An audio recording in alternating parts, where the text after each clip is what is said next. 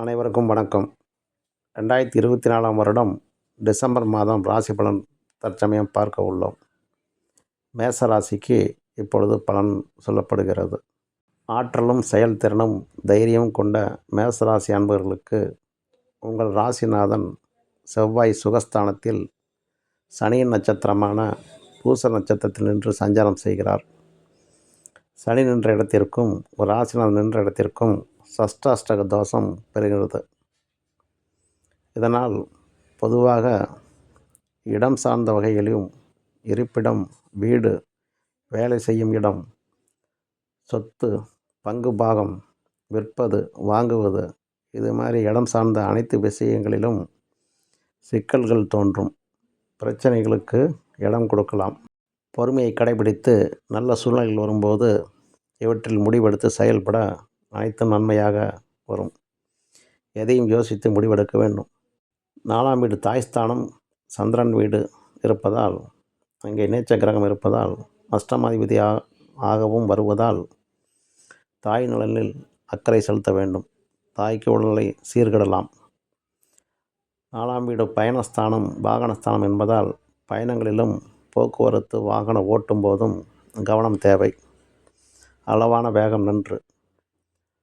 வாகனங்களில் செல்லும் பொழுது கவனம் வேண்டும். வாகன பழுது செலவுகளும் ஏற்படலாம்.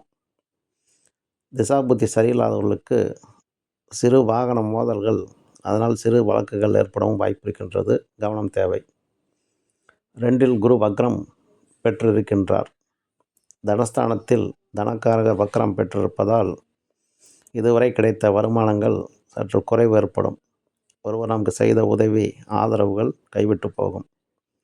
அதே சமயத்தில் திடீர் பண தேவைகளும் அதிக செலவுகளும் ஏற்படும் என்பதால் கடன் வாங்க நேரிடலாம். அப்படி கடன் வாங்காமல் சமாளித்து கொள்வது நன்மையை தரும். வாக்கு வன்மை குறையும். உங்கள் பேச்சிற்கு மதிப்பு கிடைக்காது. குடும்ப உறுப்பினர்களிடையே அனுசரித்து சென்றால் நல்லது.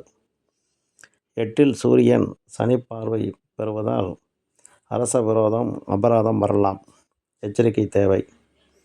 டிசம்பர் 2 முதல் 12 தேதிக்குள் ஓரளவிற்கு நல்ல நேரம் இருக்கின்றது. அது சமயம் பணவரவும், சில காரிய வெற்றியும், புதிய முயற்சிகள் மற்றும் தொழில் வர்த்தகம் முன்னேற்றம் ஏற்படும். மாதம் கடைசி பகுதியில் நல்ல முன்னேற்றம் காணும். கல்வி மத்தியமம் என்பதால் கல்வியில் பயிலும் மாணவர்கள் கல்வியில் கவனம் செலுத்த வேண்டும். திருமண முயற்சி உள்ளவர்களுக்கு நல்ல பலன் அளிக்கும் என்று கூறி அடுத்த காணொளியில் பார்ப்போம். நன்றி, வணக்கம்.